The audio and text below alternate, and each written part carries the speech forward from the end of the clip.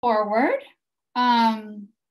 so that they come into the light. And as they're coming into the light, I'm going to do one more thing that we often do. We often drop a little piece of poetry into the room at the start of a meeting. And I did start out thinking, well, what's a poem we could use? But why look further? So inside this book, Achebe chose 4 lines from Yeats's poem, The Second Coming. And so I'm just gonna drop these into the room. They come before the title page, after the cover. So here they are, and then we're gonna talk, we the panel. Turning and turning in the widening gyre, the falcon cannot hear the falconer. Things fall apart, the center cannot hold. Mere anarchy is loosed upon the world. Welcome, I'm so glad to have company here in the spotlight. Welcome, welcome. I'm gonna do a super quick round of introductions, letting you know who's here. I'm gonna go alphabetically by last name, and then we're going to reverse that order as we start going around and hearing folks talk. And I'm just going to give the very briefest introduction tonight. Each person, each of you 4 will be introduced much more fully and generously when it's your turn to be the whole spotlight, when it's time for you to present over the course. So Sarah Emily Duff is here. Yet thank you for the wave, so we know it's you. Assistant Professor of History at Colby College. Sarah is here. We have Tope Folarin. Excellent, that's Tope, novelist, essayist, Vice President of Content and Storytelling at the Local Initiative Support Corporation, and also currently Chair of the Board of Trustees for the Institute for Policy Studies, joining from Washington, DC, am I right? Awesome. We have Jago Morrison here. He's a reader in English in the Department of Arts and Humanities at Brunel University in London. Awesome. I was just saying we are bending space and time tonight, by the way. Yeah, Jago's joining us from the future. Everybody else is from all over the place geographically. We've got Ayodeji Ogunnaike. Hi, Deji. Assistant Professor of Africana Studies at Bowdoin College. Awesome, welcome, welcome, welcome. So we've got a couple, 3, 4 questions to roll around our minds this evening. And so I'm gonna start in. This was a question, I was like, I don't know, I'm not sure about this question. And everybody on this panel said, yup, that's a good question. Let's talk about that. So the question is Okonkwo, our protagonist, is he a hero? Is Okonkwo a hero? And I thought we could start sort of move in reverse alphabetical order, just 4. And I wonder, Deji, would you be willing to start in trial balloon answer to that question? Is Okonkwo a hero? Sure, thanks. Hello, everybody. Good evening or good night, late night, if you're in the UK like Jago is. Thank you all for coming in, for inviting me to speak to everyone. I'll try not to say too much about this because it's such a great and expansive question that we could probably have a whole discussion just on it itself.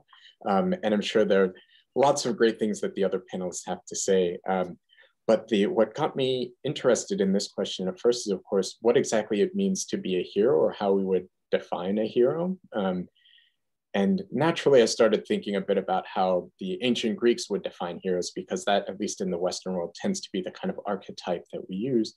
But also, since I'm a specialist in African religions, or religion in Africa, it also got me thinking about how most of the deities in traditional African pantheons aren't actually all that dissimilar from Greek heroes. They demonstrate or represent sometimes people, but also forces that have an incredible amount of power and are very notable because of the strength of whatever that characteristic might be. And much like we see with Okonkwo, great power in any area usually leads to some kind of conflict or deficiency in another area, and a lot of difficulty that comes along with it. And in that sense, I think Okonkwo could very easily fit the mold of a hero, much like, say, Hercules, who didn't know his own strength and caused all kinds of problems for himself and his family as a result of that. Okonkwo, we can see because of the way he was raised and the types of approaches he had to various aspects of life, and particularly masculinity, which we might talk about a bit later on.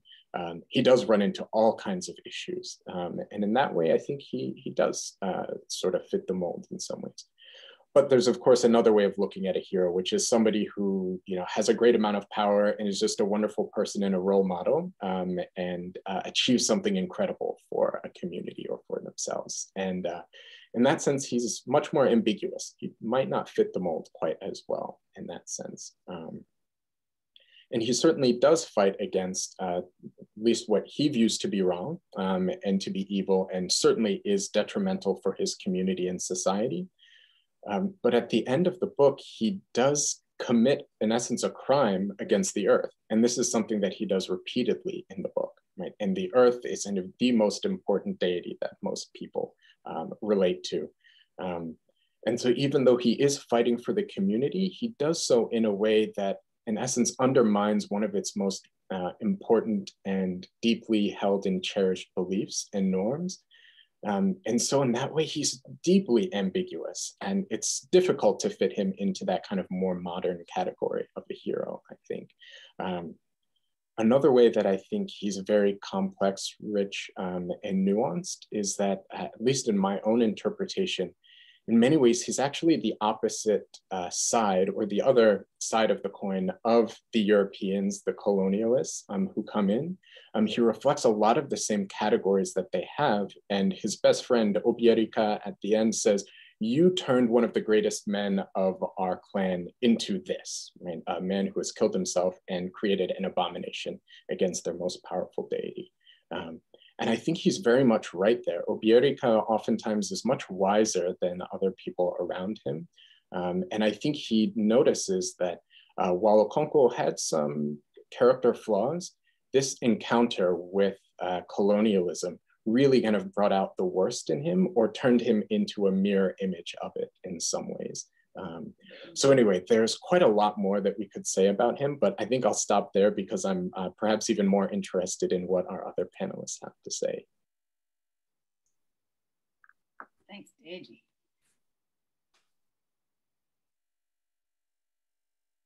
Jago, yeah, I see you unmuted. Oh, right. You just hit it. Okay, yes, that's really interesting. And sort of accords with what I was thinking, which is that if he is a hero, he's quite a strange kind of hero, and one that Achebe himself was quite ambivalent about, I think. He's taken as a hero by many readers because he's so opposed to British colonialism. And a lot of British people, by the way, then and now are also opposed to British colonialism. Just put that there.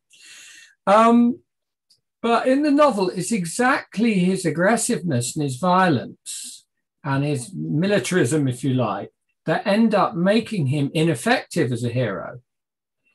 For example, he beats his wife and is sent into exile, and hence is not there when the colonizers come.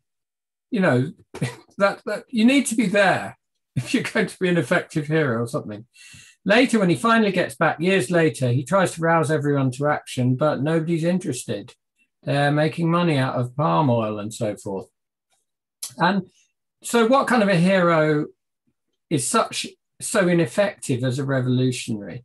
He's also, I think, slightly mocked by Achebe in that in the description, he is described as walking on springs. He snores. He's constantly having to be counseled by his wiser friends.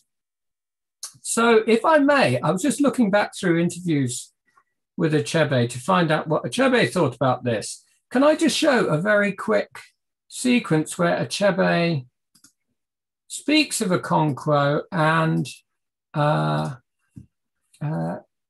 relates him really to the concept of things falling apart. Yeah, here we go. Can you see that? No, this is a dangerous question, I know. I should say he's being interviewed by Wole Soyinka here in 1964, when he just published Things Fall Apart and No Longer at Ease, but was working on Arrow of God. And this is what he had to say. But does it imply anything in your own personal attitude towards this society which places so much premium on what, after all, may be a kind of the exhibitionist side of, you know, the masculine ego? Does it imply something of your own attitude, the fact that Okonkwo does, by this very personal immersion in this, you know, in this kind of value, that he heads for a fall? Yes. I think there is a point there. There is the weakness of this particular society, I think, is lack of adaptation, you see, not being able to bend. Of course, I can't say that this now represents the Igbo people today, but I think in his time, the strong men were those who did not bend, and I think this was a fault in the culture itself. This is what I was saying to Wole earlier on, that this particular society perhaps believes too much in manliness, you see. And this is part of it, and perhaps this is part of the reason why it crashed at the end, you see. And I don't think a writer should point a moral lesson on every page. I think the total effect at the end of the story is that this is the way that things went. So that's quite interesting to me. He's almost saying that what the sort of strong men that Okonkwo represents are responsible for things falling apart. It's not that, you know, they're the ones trying to hold it together. They're actually responsible, which is quite an unusual and perhaps surprising reading. It goes against what most people say.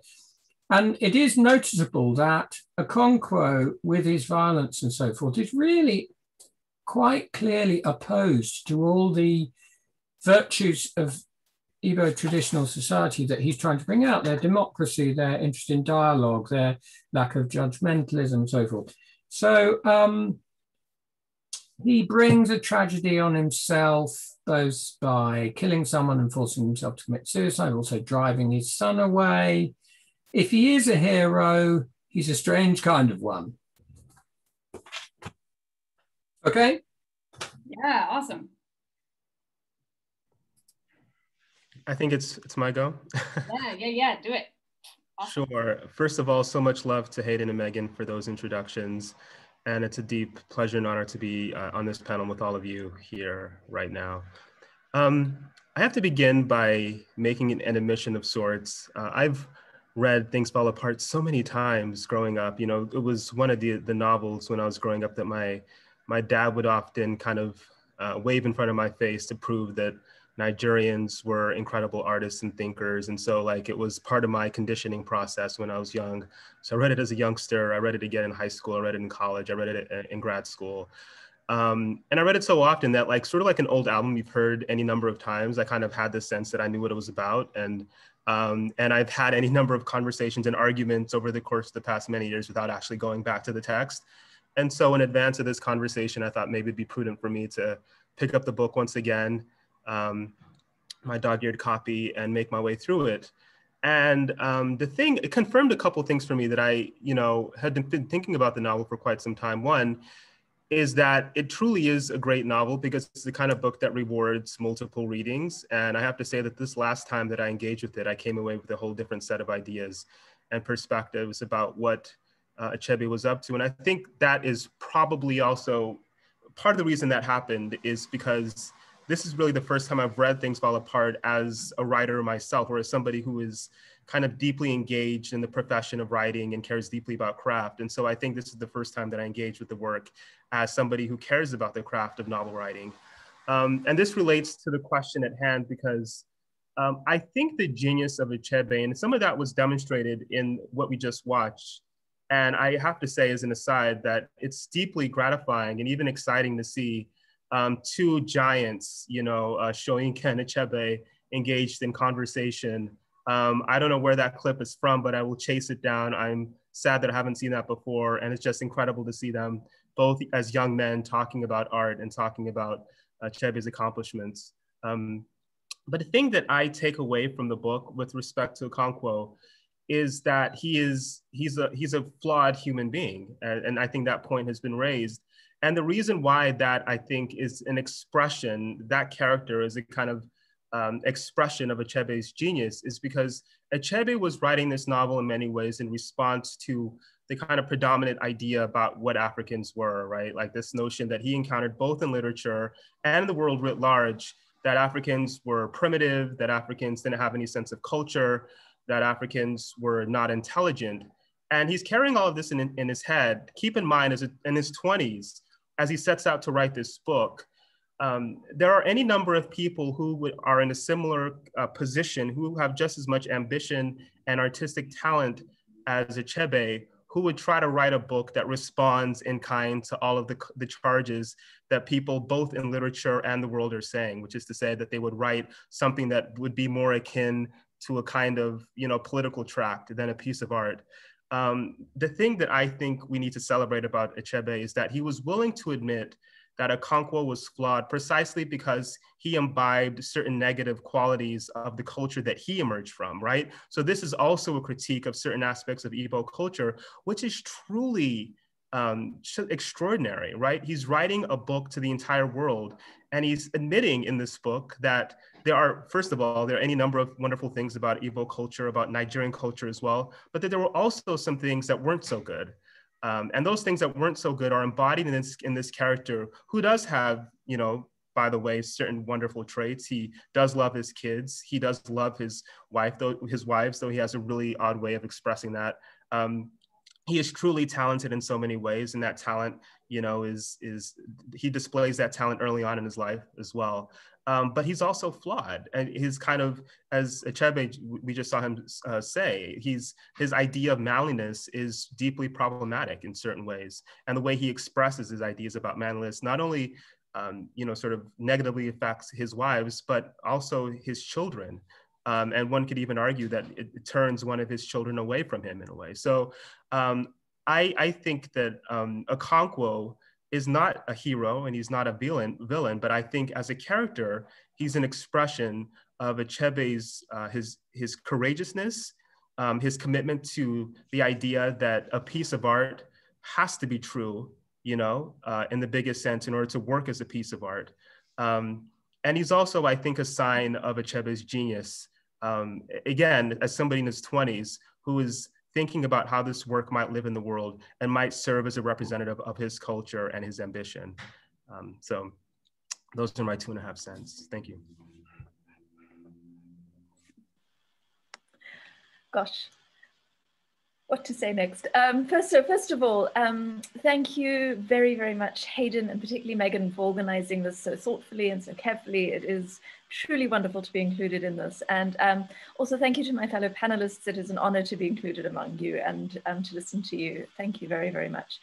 Tope, the way you were describing your encounters with this novel over time, that was my encounter too. I read it as a teenager. We had at home, I'm from South Africa. We had at home the African Writers series on a bookshelf, and I sort of read my way through it. And I read it as a teenager, and I read it in university, and then I use it to teach now.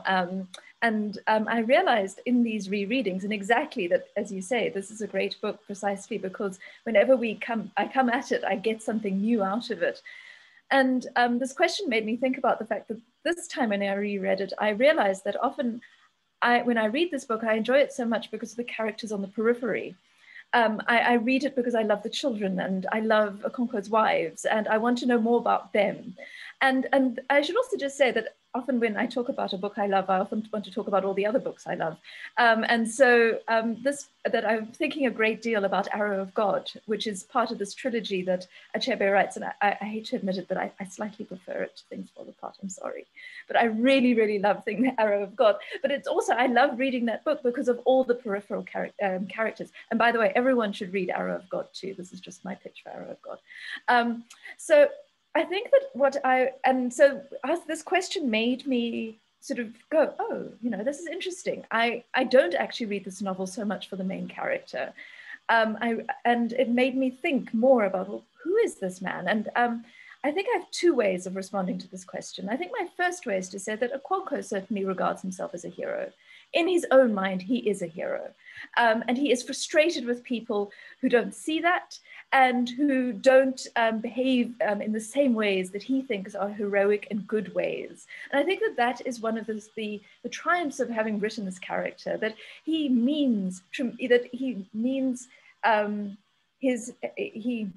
understands his heroism truly, sincerely, that he means to do good in the world, even as we can see him not doing the opposite, sometimes unintentionally so.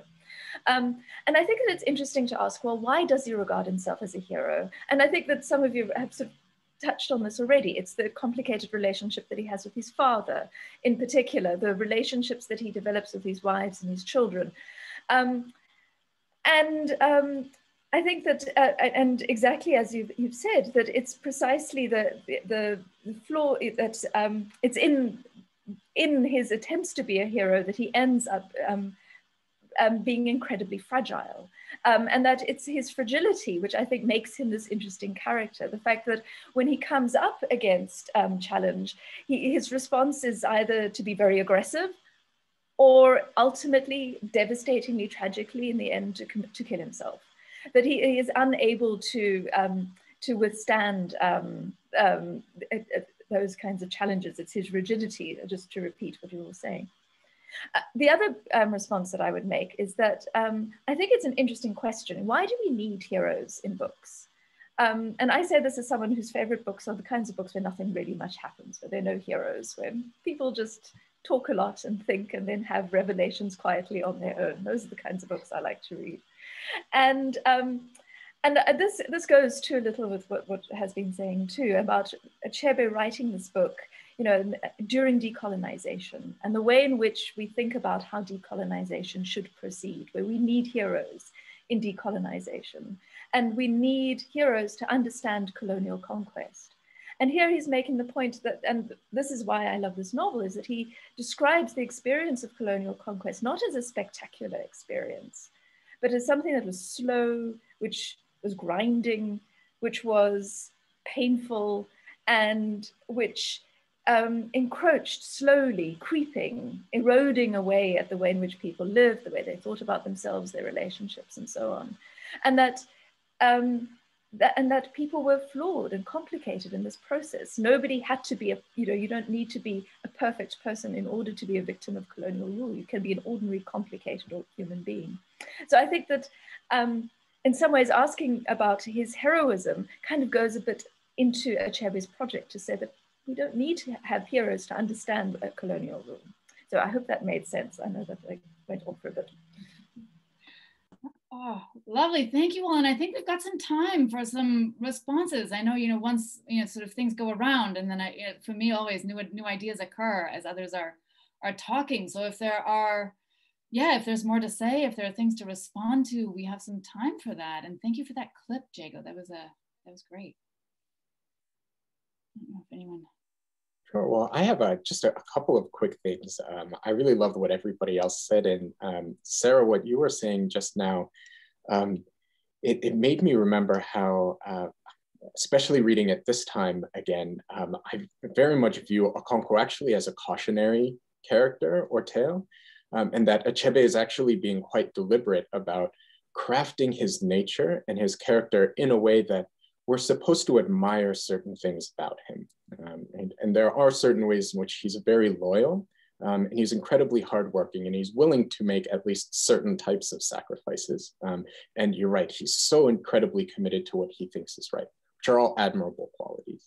But at the same time, I think, like Jago mentioned, he's very much responsible for things falling apart, even before the British show up, because of the way his values and the way he approaches his own character and nature, and even the way he understands his own personal destiny, or chi, which is something I'll talk about later on. But I think also this idea of needing a hero both in colonial conquest and then also in resisting colonialism is perhaps a bit complicated and even flawed in some ways. And that looking at the book again, I really thought there is no other way for this possibly to end apart from Okonkwo's death, because his way of living only has one potential end. Sooner or later, it's always going to come to that.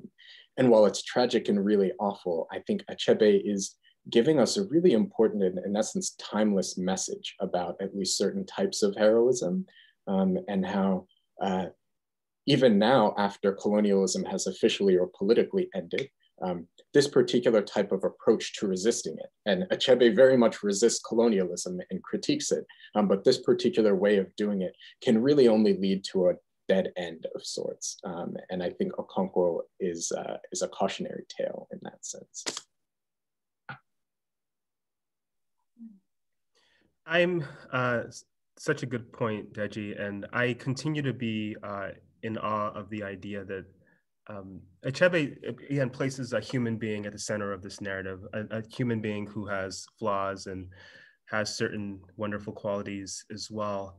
And I think in so many ways, the way that he's constructed both Okonkwo as a character and the novel itself is kind of a testament to the power of literature, because again, this book was released in 1958. There's this entire sort of weird backstory about how it even came to be. You know, Achebe is working for a prominent radio network in Nigeria. He sends the text off to London. It disappears for a while. I think a colleague or a boss, I can't remember what role she had in his life, is going off to London. He says, "Can you check the status of my manuscript?" And she does so, and she becomes his advocate. They find his manuscript somewhere in the stacks. They send it around. Some people in the house are very keen on it, but somebody writes and says, "This is the best novel, you know, since the war, you have to publish it." They publish it. The book goes out into the world. And it goes out into a world that isn't necessarily receptive to stories about, you know, Africans as human beings, that isn't necessarily receptive even to the idea of African literature as a viable, you know, sort of thing, if you will. And this book not only kind of explodes through categories and through all these negative perceptions about Africa and about Africans being able to write, but I think it connects in a real tangible way to people's hearts and souls. And the reason that happens is because Achebe is a true artist. He's created a true character that people can relate to. And the word relate is really important here, because I think it's often misused and misconstrued when we're talking about literature. It doesn't necessarily mean when somebody says you can relate to a character that you see yourself in the character or that you can recognize, but it means that you recognize something about the human condition in that character, right? And I think Okonkwo, in his kind of his bearing, the way he sees the world, first of all, part of the reason why he's so flawed, Achebe provides us with context, right? He doesn't come, and context that's often shorn from depictions of, you know, Black, brown, and yellow lives, which is Okonkwo is this way because he saw how his father was treated. And Achebe gives us clues as well that maybe his father was an artist, right? Like there's certain artistic qualities that weren't necessarily appreciated in the context of the place where he grew up. And so Okonkwo's very being is a response to that. I'm not gonna be like my father. I'm gonna provide for everyone. I'm gonna be manly, manly, manly because my father wasn't. And that's how he comes to be the way he is. And so Achebe provides us with that context, and we see the negative consequences of that response, which is, let's be honest, a kind of logical response in this context. We see how that plays out within the life of this person and the community at large. And so, again, I just want to return to Achebe's brilliance in terms of kind of endowing this character with a backstory that enables us to understand why he is the way he is, and not stepping back from his responsibility as an artist to depict a true human being, flaws and all, on the page.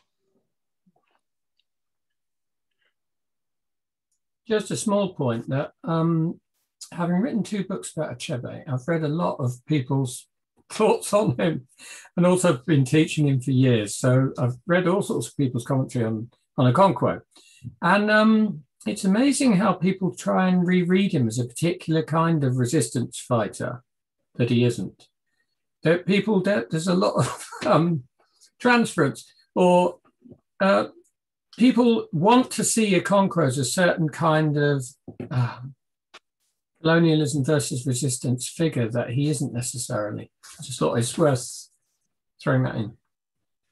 Also, just to pick up on Deji's point, actually, I don't know if we should go into this now because we're talking about Okonkwo, but the British colonial administrators, through his various works, actually emerge as strange kind of flawed heroes as well, because although they're racist and violent, they're possibly sacrificing their own lives to illness. They're strangely self-sacrificial as well, even while they're monsters. So there's an interesting parallelism. It comes up very strongly in Arrow of God, but also in No Longer at Ease, I think, where you've got these figures who, I've forgotten the name of the district commissioner. What's his name in Things Fall Apart? We find out his name. Can't remember what it is. But he crops up again. I think it's in Arrow of God as someone who's kind of led the way, who's inspired people to go out there and risk their lives and give their lives for what they see as a civilizing mission, which obviously the reader sees as totally a kind of perverse mission. But nevertheless, there's another kind of heroism in the back there. You know, your point about the administrators and the missionaries made me think about the fact that I think often this novel is taught, at least in the register of reverence, because of who wrote it and when it was written and why it was written. And I think that sometimes makes us ignore the fact that it's actually quite funny, that there's a lot of comedy in this novel, which is why it's such a joy to read. And I think it's important for us to appreciate that. And I think that particularly the white characters come across as being quite funny and ridiculous. And the jokes about the man, the messenger with the ashy bottom, which is a fantastic joke. There is this comedy running through it and these stereotypes. And I think that's important. And I think that the thought that I was having in thinking about the comedy of this is that some of the comedy it comes out of misrecognizing, that people behave in strange ways or ways that are unexpected, partly because so much of the action in the novel we see through Okonkwo's eyes. And that there are moments when Okonkwo is reminiscing about his father and he adds some information about his father that makes you think, oh, I wonder if his father really was this lazy sod who he described him as being, or whether the father was actually a more complicated, more interesting figure than that. And there were actually reasons for why they lived in the way that they did, because we're seeing this so narrowly through his eyes. And I think that is sort of one of the achievements of Achebe, is the way that he can sort of move in and out of Okonkwo's head all the time. So we can see him and see how he understands the world, and asks us then as we read about, to sort of think about this behavior, to question it, to assume, to wonder if we would do the same things under these same circumstances. And so this is also sort of a roundabout way of saying that this is also a novel that's asking us to this question of how do we judge each other? How do we understand each other? How do we consistently recognize and misrecognize each other? How do we communicate and miscommunicate with one another? Golly, thank you. I think we should pause for just a second right there. There's so much in the room about Okonkwo and this novel. Oof, just a quick pause. Yeah, thank you. Thank you. And so much about what art does and what we do when we encounter art. Wow, and what a rich question, what rich answers. And I wonder if it's time, and I know Tope, you've got to leave in about 6 minutes, so I might ping this to you first so we get some thoughts into the room about this question before you have to head out. And it's come up, this word masculinity, several times, even in that interview between Shoyinka and Achebe, there was, masculinity was the discussion. And one of the questions that has arisen, that arises often, is also, what about women and gender? What are the cultural values that are at work, that are on display, that are portrayed in Things Fall Apart, especially about women and gender, women and men? What do you think? What do we make of it? Yeah, it's such a great question. And I guess I don't know if it makes sense to kind of frame it in contemporary terms, but I'll do so anyway. And if I need to be called out, then please do so. But I think that part of what Achebe does that's so interesting is that obviously he's talking to his community as well, right? And he's talking to his community about the way that women are treated and the way that women are mistreated. And that's also courageous as well if you're an artist who's trying to make it. and not only are you kind of, sort of talking to the West and saying, hey, you guys did some really horrific things here and you need to be called to account for this, but he's also looking at his community. And as he says explicitly to Shoinka, I'm paraphrasing, of course, but, there's something that's like wrong with the way that Okonkwo sees manliness and the way that he projects that into the world. And anybody who reads the book will see that as a narrator, I suppose, Achebe is simultaneously critiquing the way that Okonkwo treats the women in his life. And he's also at the same time offering a kind of more nuanced view of Nigerian women, and certainly the women with whom Okonkwo and other folks interact with, right? The deep love that he has for his daughter, for example, and the idea that now she can only be acceptable if she's his son instead, because she seems to have the spirit that, that he wants in a son. And as a reader, especially now, and I would argue even then, you read that and you think, what's wrong with her being the way she is? Why does she have to now become a man in order for him to, sort of love her and embrace her fully? Or the idea too, that one of the reasons why he is so critical of one of his sons is because of the fact that he, at least from Okonkwo's perspective, seems to exhibit, quote, certain feminine traits. And for Okonkwo, anything that is, even a little bit feminine is deeply problematic. And so, and the book makes the argument that sort of attitude is incredibly wrong. I think it's Noye. I'm not, the irony here is that I'm half Igbo, but I'm half Yoruba. And so, and my dad's Yoruba, so I didn't grow up speaking much Igbo, but I think it's Noye is the son who is, who obviously has a sensitive spirit, and who is, obviously a wonderful boy in so many ways, but is suffering under the kind of dictatorship of a father who is trying to purge anything that seems, quote unquote, unmanly from his spirit. And as a consequence of that, he runs into the arms of the colonialists because he sees a possibility for a different way of engaging with the world, one that seems, at least from his perspective, perhaps more humane than the vision that his father offers. And so you see a really nuanced kind of a view of human relationships and of men and women. And also, again, the part that I want to emphasize is a kind of critique of the culture that Achebe emerges from as well. Thanks so much. Yeah, go ahead, Jago. It looks like you've got something to say. Okay, so that's really interesting. I just want to put a thing here, just lay it down there, that I don't have the expertise to say whether this is true, but there are Nigerian feminist critics who argue that, like Ifeoma Adeyume, for example, who argue that Achebe's portrait of Igbo traditional culture is actually much more masculinist than historical records would suggest. That in fact, it was much more gender balanced than Achebe suggests, and that especially, not least, the way Okonkwo sees things. But anyway, there's a thing. I can't really confirm or deny that, but that is certainly argued. I did want to say that Achebe's perspective on the cultural values of his work changed over time. As Tope said, when in the mid-60s, when he was coming to prominence, he was a very prominent broadcaster. He became director of external broadcasting for the Nigerian Broadcasting Corporation. And essentially his job was to project a positive image of Nigeria abroad. And all of his writing then, not the fiction, but the other writing, all the essays and the speeches he wrote are very kind of affirmative. Writers need to struggle. It's all about anti-colonialism. We need to educate, writers are soldiers, this kind of thing.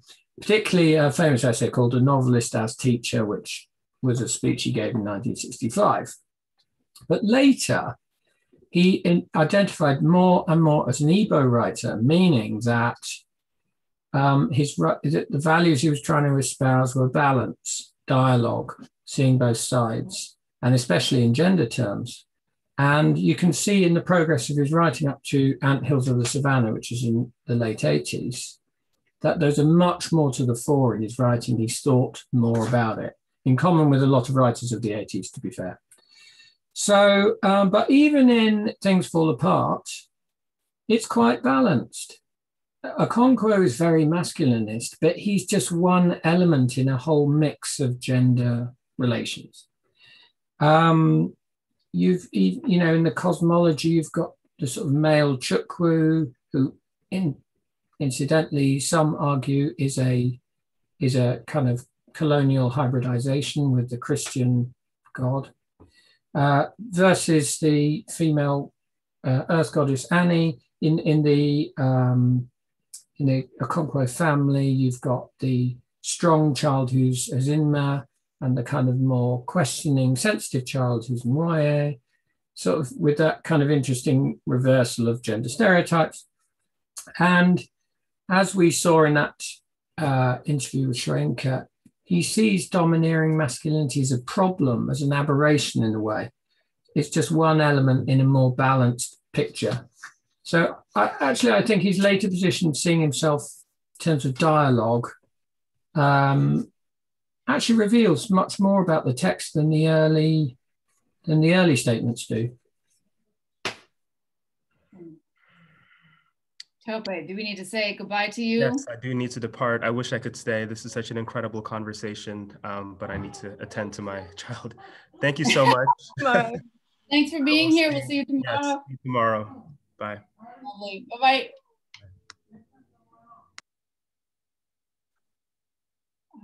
Well, if I can maybe just follow up on Jago briefly, I'm really glad that you brought up Ife Amadume, because when I saw this question, I thought of her specifically, and she has this really great book that a lot of feminist and womanist scholars refer to. That's called, it's about gender relations and differing conceptions of gender and articulations of it in traditional Igbo society, called Male Daughters, Female Husbands. Oh, there it is. And it does. It's a great book, yeah. Yeah, I would highly recommend reading it to anybody who might be interested in these kinds of issues. And while she's writing specifically about Igbo society, it has ramifications and parallels in a broad number or a broad array of different societies, mostly in West Africa, but also in other areas. And it deals with this issue of balance that Jago was talking about, and how identity in most traditional African societies isn't really individual. And this is one of the ways in which Okonkwo is a bit of an outlier. He's a bit strange. He is a bit divergent from the general trends of society, even though he sees himself as exemplifying it and defending it. And so you can have something like a male daughter when a daughter is operating or connects to an issue through her patrilineage. So if, say, her father's family has access to a title or a certain position in society, she can actually operate in a kind of male gender in that particular social area. And so your gender is actually determined by the way that you connect to a particular issue. And so you could be a daughter, but then operate in male areas. And you can actually see a bit of this in Achebe as well. So I would very much agree with Jago that you see this balance to a certain extent. And I think Achebe is really a master of using, depicting, and deploying important aspects of traditional Igbo culture. Okonkwo has terrible gender relations. And not only does he beat his wife, the deity that he repeatedly offends or commits the translation of the Igbo term is abominations against, is the great Mother Earth goddess. I mean, he's constantly violating all of her norms and doing what she commands nobody to do at all. He's quite violent to her. And he gets sent to exile, and that exile for committing a female crime is to go to his motherland, his mother's village. And there he interacts with what in many West African societies would be called his male mother. So it's someone who is a motherly figure, but is nonetheless a male. So it's his mother's brother, younger brother, Uchendu, I believe is his name here. And he tries to educate Okonkwo by saying, well, why do we call many of our children Neka? I have good friends who are named Neka. Mother is supreme. Says, yeah, all of this masculinity stuff you're talking about isn't necessarily wrong, and it's not necessarily bad, but it's not the whole story. Like, there's another half of it that you need to acknowledge and you need to pay attention to. And in essence, the whole point of this tradition of you being banished for 7 years and having to get in touch with the feminine side of your family or your own nature is for you to learn that lesson. And then you can get reintegrated back into the community and operate in a kind of balanced and more holistic way. But in true Okonkwo fashion, he doesn't even learn that, even though he names the daughter who's born there, Neka. The next child, he was like, oh, born in the wilderness, which is, you know, it's very indicative of the way he approaches gender issues. One other thing I think I would like to say about this as well is, you know, it's interesting to me that Okonkwo talks a lot about how his father was too effeminate and how he wasn't manly enough, but we hear almost nothing, or indeed nothing, about his mother, which is fascinating to me. In traditional African societies, mothers, especially in polygamous societies, you're identified primarily through that mother initially, even if inheritance works in other ways, but you're separated by other members of the same clan or family or lineage based on who your mother might be. And the fact that we hear almost nothing about his mother, I think, is very interesting, particularly given what Sarah drew our attention to earlier, that we're getting all of this information about his family through his own eyes. And so he doesn't even think to tell us about his mother, which I think is indicative, again, of why he has such problematic gender relations afterward. And so I think the main underlying issue here is that although there may be a binary, and yes, there's male and there's female, and you know, all history is contemporary. And I think Achebe was reacting to a certain type of manliness and gender relations that were dominant when he was writing it, and kind of wrote it back into this history.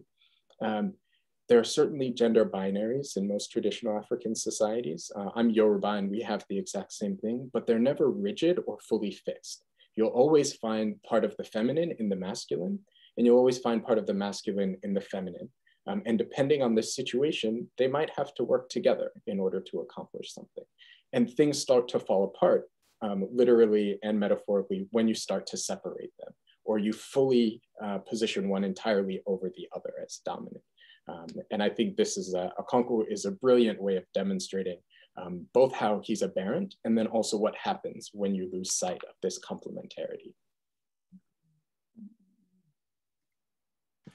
I only have to add to what the two of you have just said. And the first thing I was going to add in terms of books to read, I was going to refer to Nwando Achebe's writing on women in West Africa. And Nwando Achebe, for those who don't know, is a very distinguished historian of Africa, of West Africa, and who happens to be a Chinua Achebe's daughter. She's at Michigan State.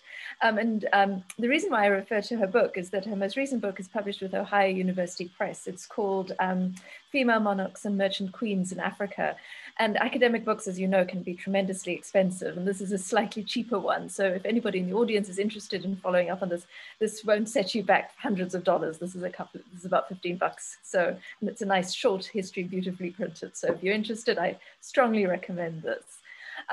But exactly to what both of you are saying, we know that Igbo society, which had these extraordinary democratic structures, purposefully included women in these structures, that women had a voice, that women could represent themselves in village councils, they could contribute to collective decision-making. Yes, this is still a patriarchal society, but it is certainly a society that makes room for women, because precisely as you're saying that, that there's a recognition of the masculine and the feminine and vice versa. You cannot have this absolute distinction.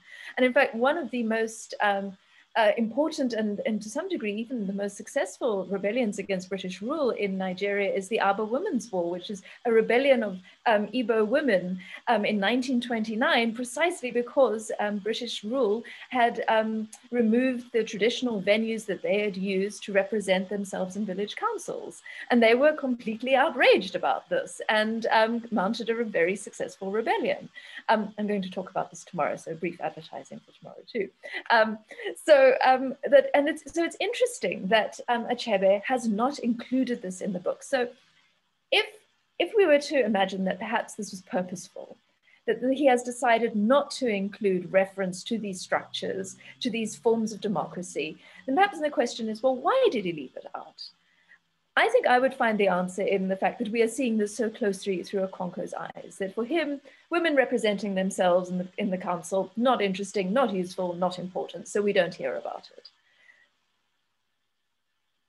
And I think that the novel hints to us that we are getting a very narrow view of life in the society, because there are many men in this novel, and many men who are different kinds of men to Okonkwo. I mean, Obiorika, as you said, is this very, very perceptive, thoughtful man who clearly has better relationships with his children and his wives, and that he offers us an alternative, a quieter alternative to Okonkwo. We've talked about his father. But this is a novel that shows us how a kind of masculinity that my students would describe as a toxic masculinity builds itself up in relation to women and to children. But it's also a novel that shows us alternatives. It opens up these alternatives to say that what Okonkwo is doing is perhaps unique to himself, that there are other men being men in the world in different ways.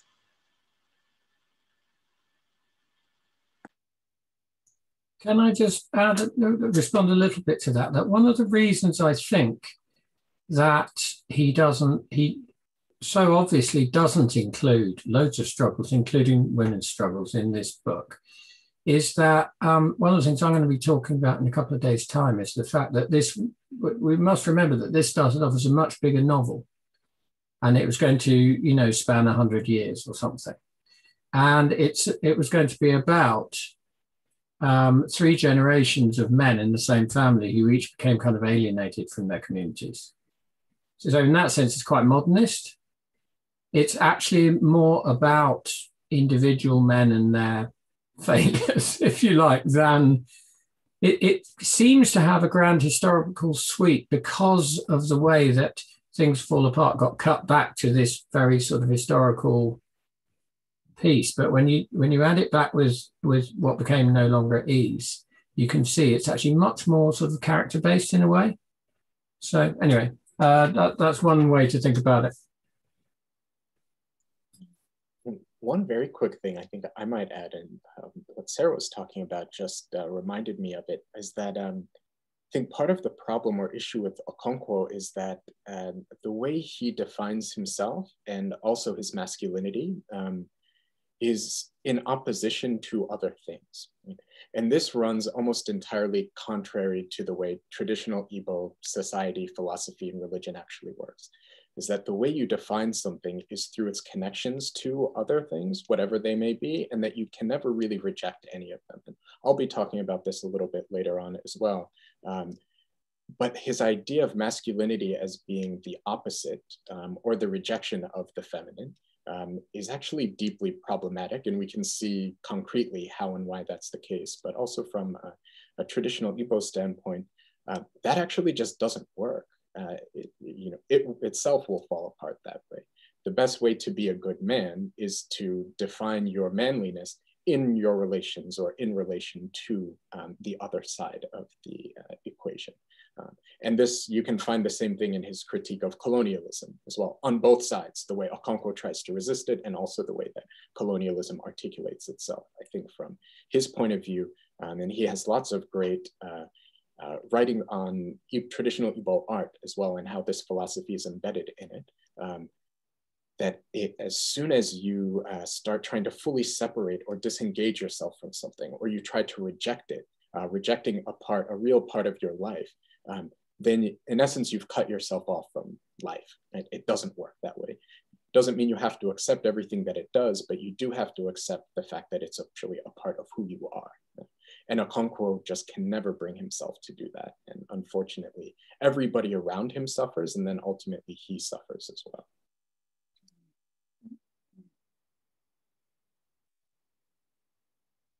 Sarah, is there something to add? You were nodding vigorously.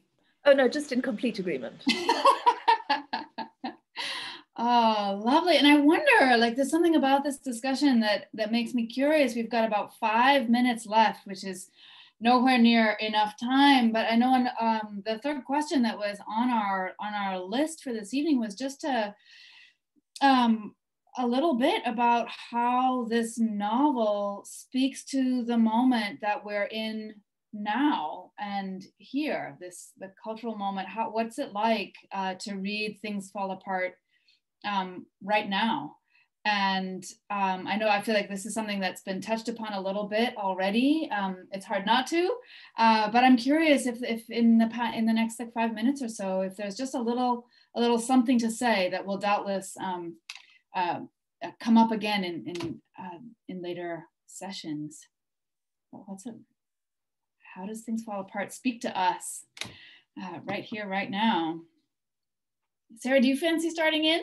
Sure. Or I can start in by saying that I find this question really hard, actually, because I'm a literary historian. And therefore, what I do is, and the way my teaching works, is that we use text as a lens to look at a particular historical moment. And there are things that writers can reveal about a moment and its contradictions and its tensions, its difficulties and so on, that historians struggle with. And this text reveals something very, very interesting about the late 50s. I think a moment when Africans were, ridding themselves of what had been on the whole a fairly baleful influence. And I think its significance now, I mean, I teach this every year and people are continually discovering it. I think it's really important that we understand that part of our history. I mean, London is extremely multicultural. And often in my classroom, there'll be Nigerians, for example, and people from all, we have representatives of 247 countries a couple of years ago at the university. And I think it's really, really important historical moment. But I do realize that I'm slightly dodging the question. Lovely. Sarah, would you? I won't dodge the question. It's been fascinating to read this in this year, this year of the pandemic, the year of, I think, the opening up of desperately needed conversations about race and racism in the United States. And to read this novel at a moment when I think for many people it has felt not so much, I don't want to be over the top, I don't think that maybe things are falling apart, but during a time where the ways in which the frameworks that we've developed for understanding the world have been shaken so fundamentally. And I think maybe for some people rather than others. I think this has been a revealing of power structures for some people and an affirmation of power structures for others. And I think that what this novel asks us to do is to think about, well, how do we respond to the sense of our frameworks for understanding the world coming apart a little bit or needing to be revised or needing to adjust themselves? And how do we respond to that? Do we respond with resistance and with fear? Or do we respond with interest and attentiveness and with a willingness to change? So I suppose that for me, that this novel asks that set of questions of how do we respond to change? I could say many more things, but I'll leave it at that point. Thank you so much. Deji, do you want to weigh in? Sure, yeah, and I'll try to be quite brief. I think well, just to put it in context, I do sometimes feel a bit, from the Nigerian perspective, there's been a lot of talk about secession, at least in 2 different parts of Nigeria recently. And with economic difficulties because of COVID and everything else, it does feel a bit like things are falling apart there, perhaps maybe even more so than in the US. And so it is a fascinating question for me in many different ways and contexts. I think that part of the reason why things fall apart, just in general, but the particular context of this book is that people aren't able to understand each other anymore. And that's one of the fundamental principles on which Igbo society is built. There are several points in time in the book where they cite a proverb that what's good in this place or one place may not be good in another. And they're constantly talking about the traditions of other places, and they'll assess them, but oftentimes just fall back and say, well, even though we don't think it's good, this is the way that it works, right, for them. And it's a way of kind of balancing this absolutism, absolute objectivity, and then absolute relativity, and just saying, well, everything goes and it doesn't really matter, or it's our way or the highway. And I think that's part of the problem in our present moment as well. Just like the colonialists came in and had absolutely no understanding of even the indigenous languages or how the societies worked, or even what type of effect they were having. They thought they were coming in and doing the greatest thing that had ever happened to humanity, when in reality it was completely destroying everything and not putting up anything terribly useful in its place. But also the way that they were being resisted. The first white men who showed up, I think the reaction was rightly criticized by Uchendu, who's a very wise man. Many who said, "Oh, it's a mistake to just kill somebody because he hasn't spoken, so you shouldn't do that. Even if you think he might be bringing trouble, there's a right way and a wrong way to resist, and we can't even understand them in that way." And I think that's part of our problem now as well, is that we have lots of people who are unable to understand each other. And once you're able to actually understand someone, even if you don't fully agree, it's much easier to understand that person as a human being. And we'll be willing to limit ourselves in certain ways, even if we don't think we need to or we should have to. But because of our shared and common humanity and our ability to understand each other, it's much easier for us to sacrifice to one degree or the other. And once again, I think this book does a brilliant job of demonstrating that. And I think it's a lesson that's timeless, just like the lessons from all good art actually are, but particularly relevant for us here and now. Golly, what a lovely place to end. Thank you, all of you, and Tope, who had to skedaddle a little early, for this really extraordinary discussion that ended with this idea of how do we handle change and how can we understand each other, which is in part about listening. And so just what lovely ideas to take with us into our very first set of facilitated small group discussions. That's the next thing. So the speakers are winking